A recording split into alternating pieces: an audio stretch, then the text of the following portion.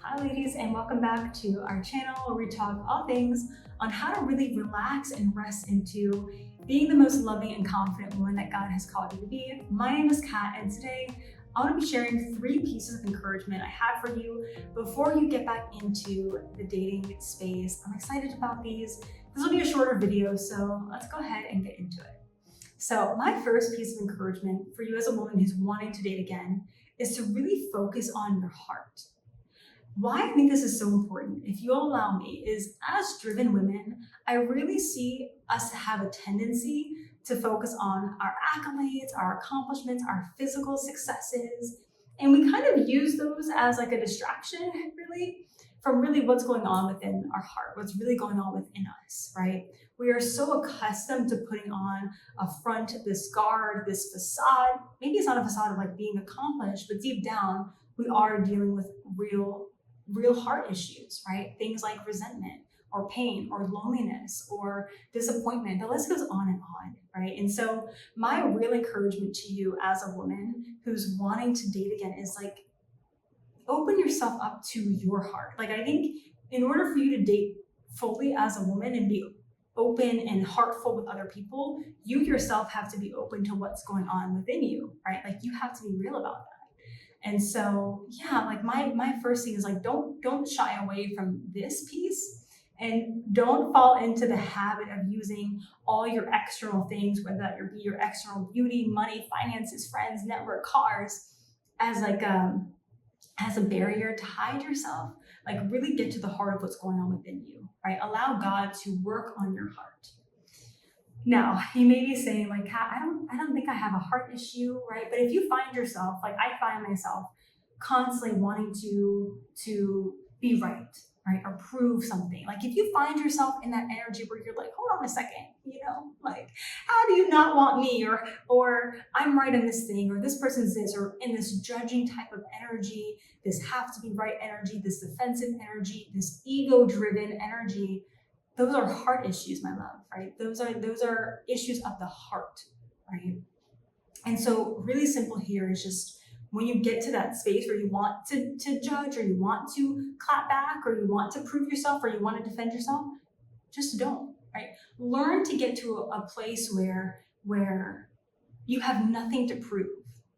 And I talk about this a lot, but I truly believe that being a woman who's really connected to her heart is when you have true peace, because you don't need to worry about any of this external stuff, not because of you got it or you've gotten it taken care of, but because of who you are, right? You are a daughter of God. And so who you are as a woman who's connected to her heart, and just leaning into that and not leaning into this worldly ego, this worldliness to kind of prove yourself. So that is my first piece of encouragement. Working on your heart, working in and standing in your identity in God, your identity as a daughter of God. And I really think you'll find yourself moving about with a lightness to you and less ego to you. Okay, that's the first thing. And why that is so important, just to kind of like put a pin on it, is I think once you get to a space where you are connected to that part of you as a woman, when you're connected to your heart, then you can truly say that whoever man that you choose to be with, that man that you choose to give your love to, is going to be the luckiest man in the world, not because of your beauty or your this or whatever, but because of your heart, because of the love and the fullness of God that lives inside of you. So that is my first piece of advice. Okay, so my second piece of advice is, I need you to start making the right list, okay? We talk a lot about the list, like the attributes we want our dream guy to have, or a man of God to have. Really though, the list that I'm concerned about, and like the list that God is concerned about, is the woman that you will become because of this relationship, or in this, in the context of this relationship. What do I mean by that? Rather than making a list about how tall he is, his eye color, all these things, and sometimes, baby, the list is not bad, right? Sometimes the list is fine. Like, you want him to be a man of God. You want him to be disciplined. There are good things on your list. I'm not trying to knock it. But the real list you want to think about is, how do you as a woman want to be in this relationship? How do you want to feel in this relationship? How do you want to show up? How do you want to act? How do you want to talk? How do you want to be in this thing, right?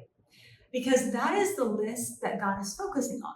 He's going to bring you or introduce the man into your life that is going to make you a better woman, right? And so I maybe want to add a little bit of like sense making to why your dating life is going how it is. God is not going to give you a man based on your list. He's giving you a man based upon the list of who he wants you to be, like his greatest version of you as a woman. And so that relationship is really designed to help you get closer to that version of being a woman. The other thing I'll say about why making this list about how you want to be, how you want to feel and show up is so important is because when you find yourself in the experience of the relationship and you are behaving in a way, sweetie, that is completely out of alignment with that list, we know something is off. See, as women, we can lie about him and make, excuses for the man. But one thing I find that women, we are honest about is like our experience in something. So when you're able to compare that list of what is happening with a list of the ideal way you want to feel in the relationship, right? If you find yourself asking to go through phones and acting crazy and cutting up and cursing and being Dora the Explorer to get to the bottom of whatever solution, like something is off, sweetie, right? And so making that list about how you want to be, how you want to feel, it'll naturally give you clarity on therefore the type of man, right? That is going to be, that's going to elicit that from you. But I really want you to make that list about you so that you know when things are not, it's not right, okay? And I know people say, well, your emotions are lying, your emotions are lying. This list is not just about your emotions. Like I was saying, there are real things about how you are as a woman, your behaviors, how you're acting, how you're talking, what you focus on, your priorities. Like I want you to be very exhaustive. And what is your dream woman? What is God's dream woman of you? And that is the list that we are focusing on, okay? And the third piece of encouragement I have for you before you start dating again is I really want you to get into what I call a boundless mindset. A lot of people call this an abundance mindset, but I want to take it a step further. I don't just believe that God moves in abundance. I believe there is no bound to his goodness, okay? Let me tell you like a couple of examples for how I think we put bounds on God's goodness and why I want you to stop doing that, okay? So we all know that people say on social media, everything is a highlight reel and it's all fake and this or that. But my question for you is like, does that really help you have the full dream? Does that really give you confidence in the fullness of what is possible for your life when you're constantly cutting down what other people's lives might look like or what their life might really be like? It probably is not very inspiring for you, right? And so I want you to get into a mindset where you are thinking there is no bound to the amount of goodness in this world. There's no bound to the joy, the love, the wealth, the happiness that another woman or couple can experience, right? So when you see that couple on Instagram, rather than thinking, oh, well, like she's probably not as happy as she looks or whatever, I want you to think, I hope she's even more adored than she looks in this photo. I hope she experiences joy, not just every week, but every hour of every day, right? I want you to get into this mindset where there is no bound. There is no bound to God's goodness. Why does this matter so much? It's because when you go back to dating, I don't want you to settle. I'm sorry, I know we talk a lot about settling and people get mad when I say that word, but the truth of the matter is God's plan for you is going to be exceptional. Exceptional. But it's not enough for me to just to say that for you to believe it. I need you to believe it. So in order for us to get you to believe it, I need you to start looking through a lens of full possibility at every area of life. Nothing is too good for someone else because nothing is too good for you, okay? So just adopting this posture that there is no bound. We know God doesn't play favorites, okay? So if someone is joyful, happy, wealthy, loved, full of children, full of possibility, full of purpose in their business, whatever the case may be, it is possible for you.